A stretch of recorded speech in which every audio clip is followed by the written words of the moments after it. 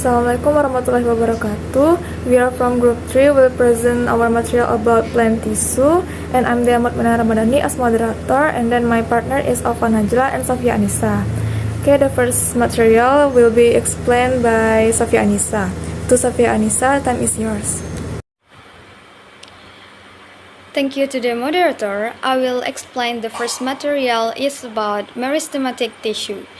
Meristematic tissue, commonly called meristem, is a group of undifferentiated cells that remain young and divide indefinitely throughout plant life. Cells in the meristem can develop into any tissues and organs in plants. Thus, meristem are the region of active growth in plants. They are mainly found in the shoot and root apices that give rise to new organs and allow plants to grow and repair worn-out tissues. In 1858, Carl Wilhelm coined the term meristem. The term meristem originated from the Greek word merizein, meaning to divide. Next material is about characteristic of meristematic tissue. One is the cells of the meristem are usually small and more or less isodiametric in shape. Two is the cells may be rounded, oval, and or polygonal. Three is they are compactly arranged without any intracellular spaces.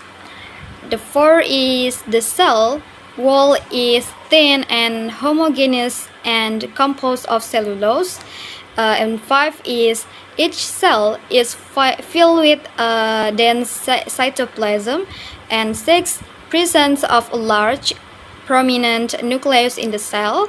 7, cells lack ergastic substance, reserve food material, excretory material, and secretory materials. 8 is generally vacuoles are not present.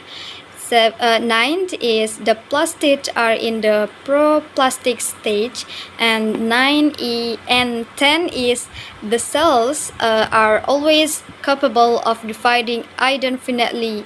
The divide in 30 Kelvin. The next material is about type of meristematic tissue. Various types of meristematic tissues are found within the plant body. These tissues are classified according to their method of development, their origin, and their position in the plant body. The first point, meristematic tissue, based on the method of development on origin. Based on the origin and the development of initiating cells, meristem are divided into the following 3 types. One is promeristem or primordial meristem. Promeristem is the very foundation stage, the region of the formation of new organs and tissues. It is also known as the early embryonic meristem, from which other advanced meristems are derived. The cells are small, thin-walled, and immature. Intercellular spaces are absent or minute. They occupy a small area at the tips of the stem and root.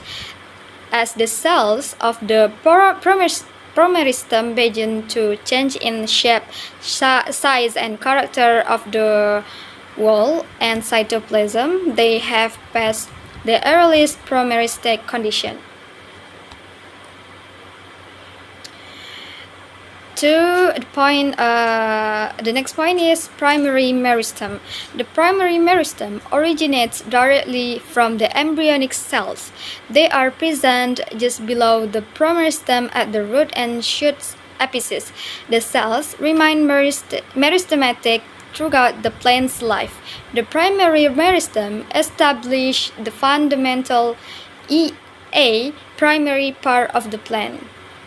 Example, apical meristem of root, stem, primordia of leaf, and intercalary meristem. The next point is secondary meristem. Secondary meristem are those meristem that develop from the permanent cells. When these cells regain their power of cell division, they are formed during the secondary growth or the repair of wound by adding new cells to the primary body. The secondary meristem produce secondary tissues and help in the secondary growth of plants. And the example is cord cambium or phylogeny, intervascular cambium of the stem, vascular cambium of the root, and wound cambium, accessory cambium, callus tissue that develop during plantaceous culture, and etc. As we can see in the picture, this is a meristem thesis. There is a primary growth in stems and the secondary growth in stems. And this is differences between primary and secondary meristem. Primary meristem it originates directly from the embryonic cells of the plant. Secondary meristem, it originates from the permanent cells by dedifferentiation. 2 is the cells are usually oval or rectangular without vacuolus, and secondary meristem, the cells are elongated with a large central vacuole. 3 is a primary meristem. It forms the primary permanent tissues, and secondary meristem is protoderm, ground tissue, and apical meristem of stem, and root are example of primary meristem. And last is primary meristem, protoderm, ground tissues, and apical meristem of stem, and root are example of primary meristem. And secondary meristem, the cord cambium of the stem and the vascular cambium of the root are examples of secondary meristems.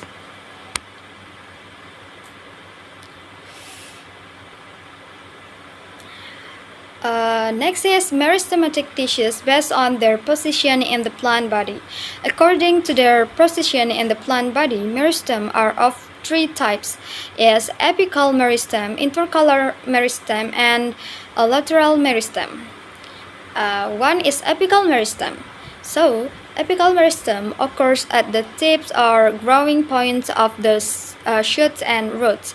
It includes the promeristem as well as the primary meristem. In higher plants, the apical meristem consists of a group of cells called the apical initial or apical cells, whereas a single cell called the apical cell constitutes the apical meristem. In pteridophytes, apical cells divide continuously to increase the length of the plant body.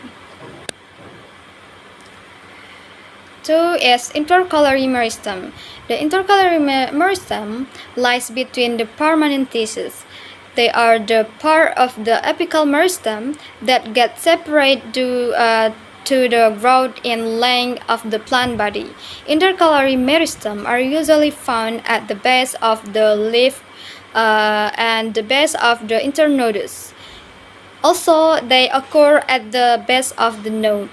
These meristem are short-lived, soon become permanent and merge with the surrounding tissues.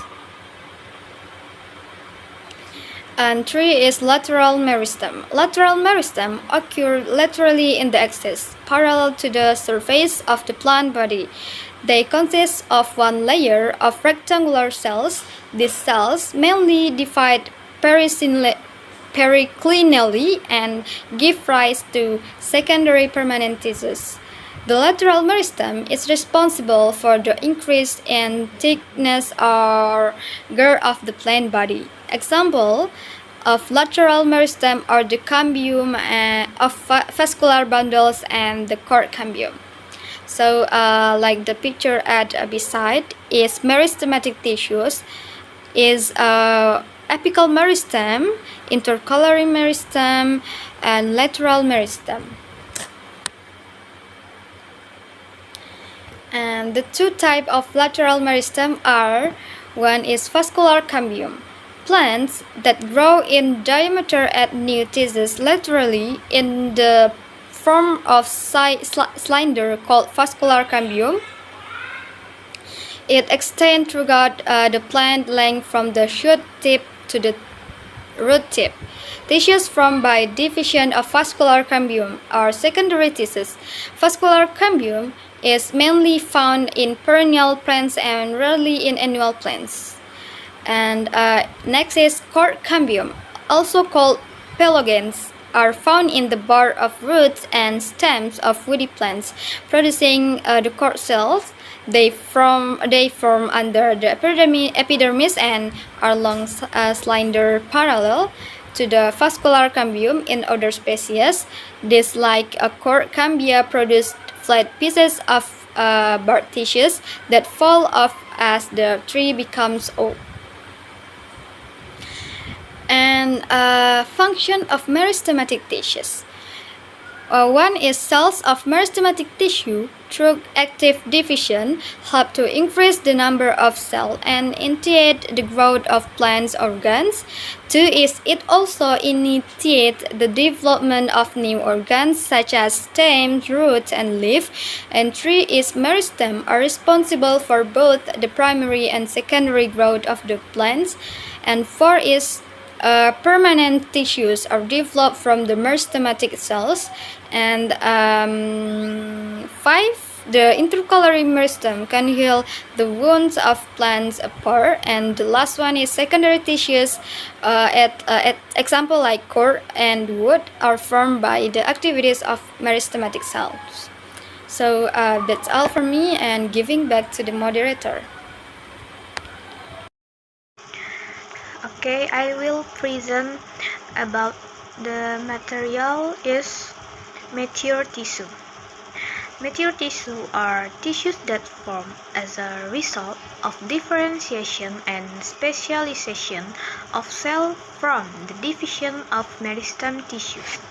Mature or permanent tissue is divided into, first is protective tissue, the second is parenchyma tissue or fundamental tissue, the third is mechanical tissue or supporting tissue, 4 is sclerenchyma tissue, 5 is vascular tissue or conducting tissue, and the last is secretory tissue. First, epidermal tissue. Epidermal tissue is a tissue that covers the surface of plant. The characteristic first is cell-shaped, resemble a block. The second is arranged in a single, tightly packed layer with no intercellular space. Third is does not contain chlorophyll. 4 is modifies according to its location and function. And the function is first is protect the underlying tissue, prevent water loss, and regulate water exchanging transpiration through stomata. Next is parenchyma tissue. Another name for parenchyma is fundamental tissue. Parenchyma cells that contain chlorophyll are called chlorenchyma. The function of parenchyma tissue is to store food, reserve, and water for the plant body. The characteristic of parenchyma is the cell arrangement is not this dense. The second is not always containing chloroplast. Third is consists of living cell, and the last has many vacuole, large cell size, thin cell wall, and intercellular space. Based on its function, parenchyma tissue is classified into first is photosynthesis parenchyma. This includes palisade parenchyma and spongy parenchyma, which are involved in photosynthesis. The second is food storage parenchyma, specialized for storing nutrients such as starches, protein, and fats. The third is water storage parenchyma. Found in plants like cacti, these tissues store water to help the plant survive in arid conditions. 4 is air storage parenchyma. Contains large intercellular space to store air, aiding buoyancy and gas exchange in aquatic plants. And the last is transport parenchyma, located around vascular tissue, assisting in the transport of water, nutrient, and photosynthesis. And this is the picture of parenchyma. Next is based on its shape. Parenchyma tissue is classified into first is palisade parenchyma, a long and upright in shape, contain many chloroplasts and play a crucial role in photosynthesis, usually located beneath the epidermis of leaves. The second is spongy parenchyma, shaped like a sponge. The cells have irregular shape with large intercellular space facilitates efficient gas exchange. Located beneath the palisade parenchyma in leaf. The third is stellate parenchyma. The cells are star-shaped with interconnected tips, provide structural support and flexibility found in petiole or certain plant stems. And the last is fold parenchyma, with cell wall folding inward. The cell wall fold inward, increasing surface area for photosynthesis, typically found in the mesophyll or certain plants like pine and rice. And this is the picture of parenchyma tissue classified based on its shapes. Next is mechanical tissue or supporting tissue. The supporting tissue is also known as stereon. The supporting tissue is a type of plant tissue that functions to provide strength, shapes, and mechanical support to plants. The tissue consists of collenchyma and sclerenchyma. First is collenchyma tissue. Collenchyma tissue serves as the primary support in young and actively growing plant organ. Characteristic of collenchyma: first is composed of living cells with unfolded thickened cell wall. The second, made up of cellulose and pectin, providing flexibility and strength to the plant. Located at the edge of stem, petiole, and leaf veins, provide elastic support, allowing plant to withstand pressure or wind. Type of collenchyma based on cell wall thickening. First is lamellar collenchyma. Found in the stem of Subercus sp. The thickening of the cell wall occurs parallel to the surface of the organ. Its main function is to provide strength to young and flexible plant organ. Second is angular collenchyma. Found in Cucurbita sp. Example pumpkin. The thickening occurs at the corner of the cell, where 3 or more cells meet. Provide additional strength against mechanical stress from the environment. The third is lacunar collenchyma. Found in Lactura sp. It has large intercellular space, allowing for better gas exchange, suitable for organs requiring greater flexibility. And the last is annular collenchyma, found in the petiole of Nerium oleandra. The thickening is ring-shaped of annular, surrounding the cell lumen, function as the main support for plant parts that need extra structural strength. And this is a picture about collenchyma types based on cell wall thickening. Next is sclerenchyma tissue. Sclerenchyma tissue function to strengthen parts of plant that are mature and no longer growing. The characteristic of sclerenchyma: first is composed of dead cell with very thick cell wall containing lignin. The second is rigid and hard, providing strong structural support. And the last is found in the bark, seed, fiber, and vascular tissue. Based on its shapes, sclerenchyma is divided into 2 types. First is sclerenchyma fiber, long cell that form fibrous tissue found in the stem and the leaf. The characteristic of sclerenchyma fiber, first is long and slender shape, often longer than after type of cell. Second, very thick cell wall due to the presence of lignin, making them strong and resistant to mechanical pressure. Third, death at maturity as the protoplasm degenerates with the thickening of the cell wall. And the fourth is arranged in bundleless or woven structure, forming a strong and flexible tissue. And the last is function to strengthen stem, leaf, and other structure that require high durability. And this is the picture of the sclerenchyma. And next, the second is sclerate or stone cell. Is a regular shaped cell found in coconut shell, seed coats, and the gritty texture of pure fresh. The characteristic of sclerates, first is irregular shape, which can be round, oval, star-shaped, or branch. The second, very thick cell wall containing a high amount of lignin. The third is rigid and hard, helping to protect plant structure from mechanical pressure of herbivore attacks.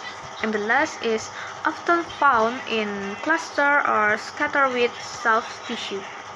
And this is a picture about the sclerate. Next is type of sclerate. First is brachisclerate or stone cell, round or oval cell found in seed coats and the flesh or pear. Second is macroscleroid, long rod-shaped cell often found in the outer layer of seed. Third is osteoscleroid, bone-shaped cell usually found in the epidermis or leaf. Fourth is atheroscleroid, star-shaped cell found in curtain plant leaf to provide additional protection. And the last is trichoscleroid, a long cell with hair-like brains typically found in some leaf and stem tissue. Next is vascular tissue or conducting tissue. To transport the product of photosynthesis from the leaf to all parts of the plant and to carry water and mineral salt from the root to the leaf, plant use vascular tissue. Vascular tissue consists of, first is xylem or wood vessel, and second is phloem or sleeve tubes. First, we talk about xylem or wood vessel. Xylem is vascular tissue responsible for transporting water and mineral from the root to the leaf. This process occurs through transpiration and root pressure, which help move water upward. Structure of xylem. Xylem consists of several types of cells. Includes, first is trachate, is long cell with lignified wall that aid in water transport. Second is vessel element, is tube-shaped cell that allow more efficient water flow. Third is xylem parenchyma, function as a strong tissue for nutrient.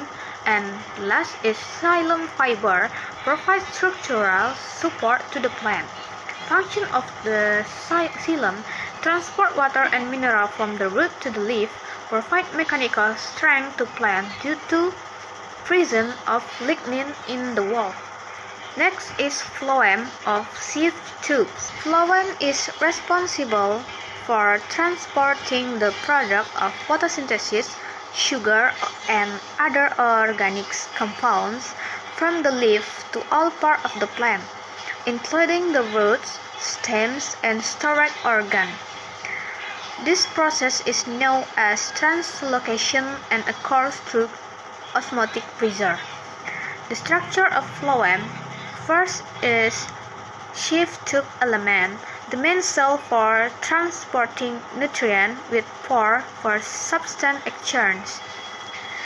Second is companion cell, is regulate the metabolic activity of seed tubes. Third is phloem parenchyma, is function as a storage tissue for nutrient. And the last is phloem fiber, provide mechanical support to the phloem tissue. And the function of the phloem is transport photosynthesis product from the leaf to all part of the plant, support the storage and distribution of nutrients. And next is secretory tissue. Secretory tissue is a plant tissue that functions to produce, store, and secrete secondary metabolics such as sap, resin, essential oil, enzyme, or latex. This tissue can be found in various parts of the plant, including the stem, leaf, root, flower, and fruits. And the function of the secretory tissue, first is protect against herbivore, and second is attack pollinator by producing nectar and essential oil. The third is help in environmental adaptation by accreting water or salt, and the last is support secondary metabolism, which is essential for ecology and the economy. Types of secretory tissue. First is internal secretory tissue. The tissue is located inside the plant body and stores substance within cell or intercellular space. First is secretory cell, is the single cell that store metabolic substance. Example, oil storing cell in citrus leaf and alkaloid producing cell in tobacco plant. The second is resin or gum ducts, is tube-like structure fluid with resin or gum. Example is resin ducts in pine tree and gum ducts in rubber tree. Third is lactiferous ducts or latex vessel, tube-shaped tissue containing latex. Example, rubber tree or heavy branchialensis and banyan tree. And last is essential oil gland, specialized gland that produce essential oil for protection or attacking insect. Example is eucalyptus leaf, citrus peel, and lavender flower. Next is external secretory tissue. This tissue produces substances that are directly released into the external environment. First is hydatodes, is structure on the leaf edge that secrete water in liquid form, glutation. Example is strawberry plant and grasses. The second is nectar gland or nectaries, is produce nectar as a food source for pollinating insects. Example, rose flower and sunflower. Third is salt gland, extract salt from plants that live in high salinity environment. Example is mangrove. And the last is glandular trichomes, is hair-like gland that produce substance such as oil or mucus. Example, tobacco leaf and stinging nettle. Next is epidermal tissue. The epidermal tissue is the primary protection tissue found on the outer surface of plant organs such as roots, stem, leaf, flower, and seeds. The epidermis serves as a protective layer that shields this organ from mechanical damage, water loss, and well-as attack from pathogens and pests. And the characteristic first is composed of living, tightly packed cell. The second, usually a single layer, but can be multiple layer. Outer cell wall thickened for protection, contains a cuticle or wall to reduce water loss, and lacks chloroplast except in guar cell. And the function is first is protection, shield against mechanical damage, pathogen, and water loss. Second is absorption, is root hair exchange, water and mineral uptakes. And third is gas exchange, Its stomata regulate gas exchange and transpiration, unless its adaptation is cuticle in dry plant, then epidermis in aquatic plant. This is all from me. I'll return back to the moderator. Okay, next material is about various types of epidermis derivative. And the first is stomata. Stomata are small pore-like structures found on the epidermal surface of leaf, young stems, and other plant organs. Stomata consists of two guard cells that surround the stomatal opening, which can open and close to regulate gas exchange and water evaporation or transpiration. When the stomata are open, carbon dioxide from the air enters the plant for photosynthesis, while oxygen and water vapor are released. The opening and closing of stomata are influenced by internal factors such as water content in guard cells and as well as external factors, including like temperature, humidity, and carbon dioxide concentration. Stomata play a crucial role in maintaining the balance between carbon dioxide uptake and preventing excessive water loss. The structure and number of stomata vary among plant species depending on their growing environment. The next derivative is trichomes. Trichomes are structures in the form of small projection or hair-like outgrowths found on the epidermal surface of plants. Trichomes can be unicellular or multicellular and serve various functions depending on their type and location. In general, trichomes help protect plants from external disturbance such as herbivore attacks, pathogens, and excessive water loss. Some trichomes produce specific substances such as essential oils or resins, which act as chemical defenses against predators. Based on their function, trichomes can be classified into glandular trichomes, which secrete secondary metabolites, and non-glandular trichomes, which serve as physical protection. Trichomes are commonly found on leaves, stems, and other plant parts, with various in shape and function depending on the species and environmental conditions. The next derivative is emergencies. Emergencies are outgrowth structures on the surface of plants that develop from both the epidermis and underlying tissues, such as the cortex. Unlike trichomes, which originate solely from the epidermis, emergencies have a more complex structure and may contain vascular tissue. Common examples of emergencies include thorns on rose stem and glandular hair in certain plant species. The function of emergencies vary, ranging from protection against herbivores and reducing water loss to aiding in the secretion of specific substances. These structures often adapt to their environment, providing an evolutionary advantage that help plants survive. Next is spines or thorns. Spines or thorns are sharp, stiff, and pointed structures that develop from modified leaf, stipules, or part of the stem. Unlike emergencies, which originate from the epidermis and cortex, spines contain vascular tissue, making them an integral part of the plant structure. Their primary function is to protect the plant from herbivores by deterring grazing animals. Additionally, in some xerophytic plants, such as cacti, spines help reduce water loss by minimizing transpiration and providing shade to the plant surface. Spines can vary in shape, size, and arrangement depending on the species and its adaptation to the environment.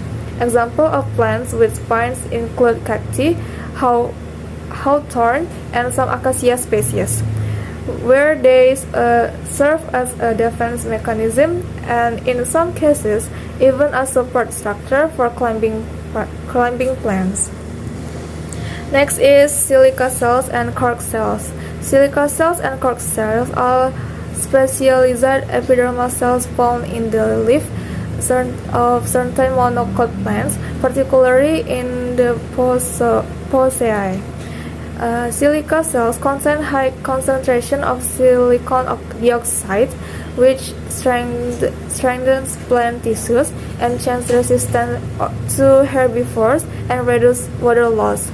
The presence of silica also helps protect plants against pathogens and environmental stresses.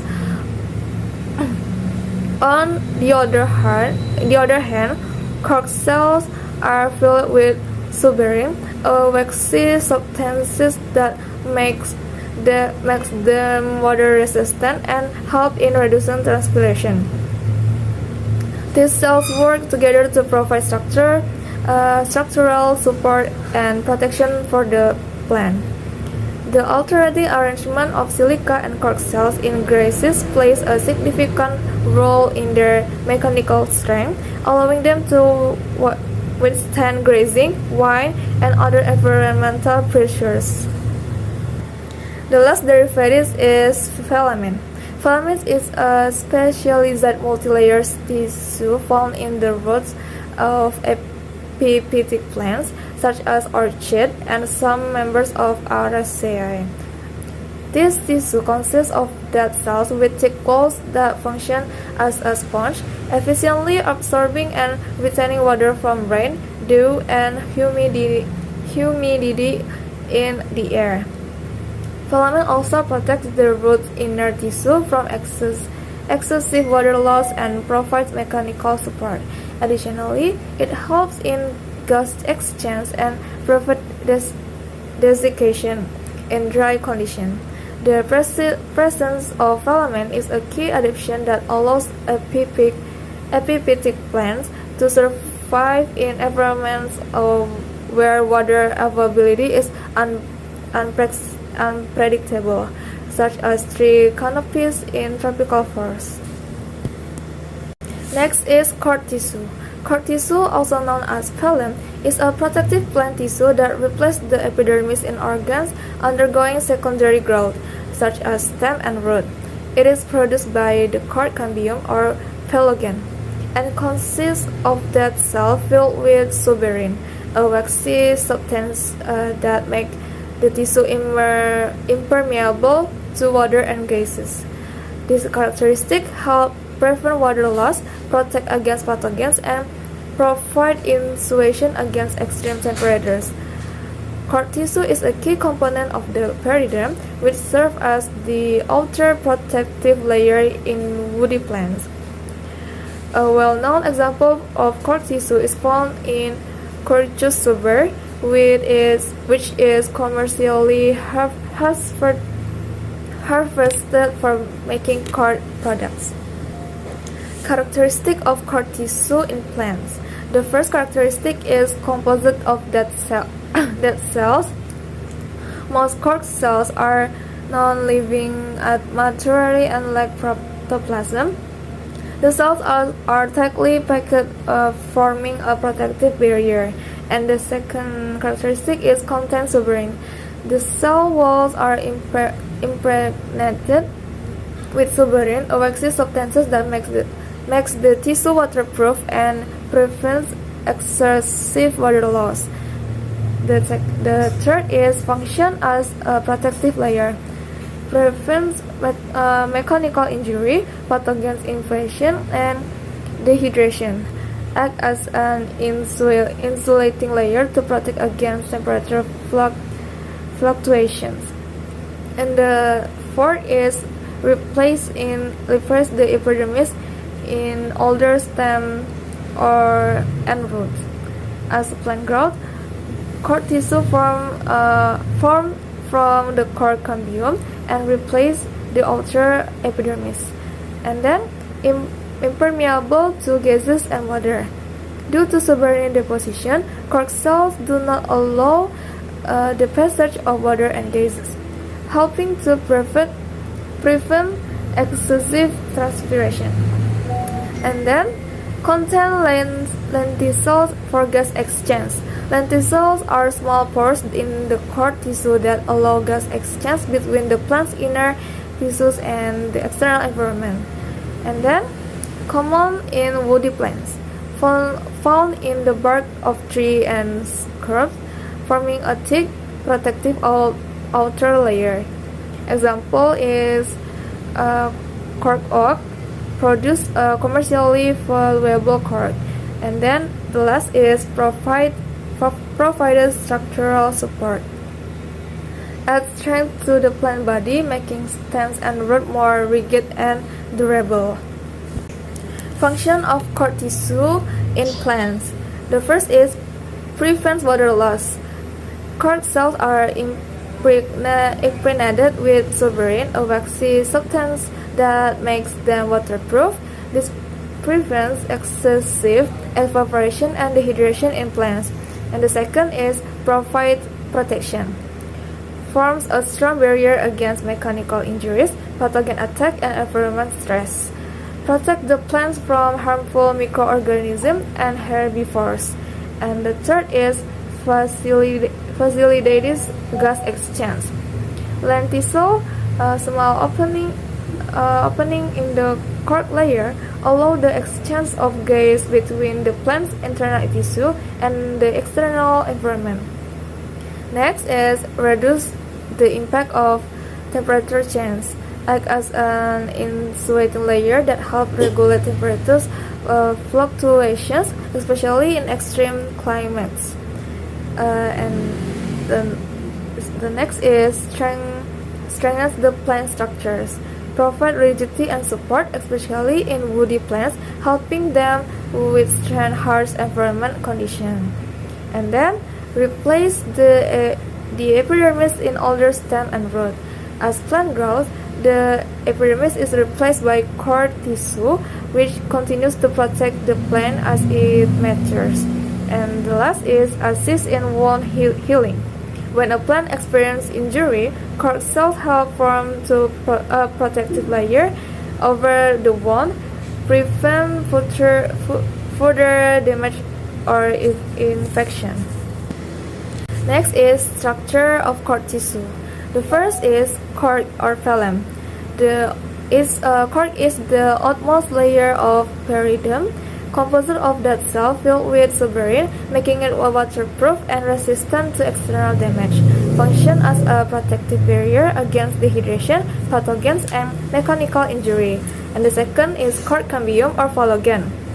It's a meristematic layer located between the phloem and phloderm, responsible for producing new cord cells outwards and parenchymal-like cells inward.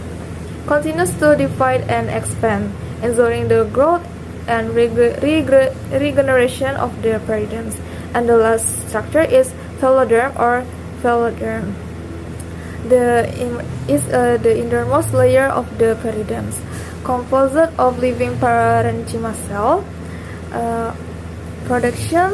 Function in storage and nutrient transport, sometimes aiding in photosynthesis. Softer and thinner than the outer cork layer.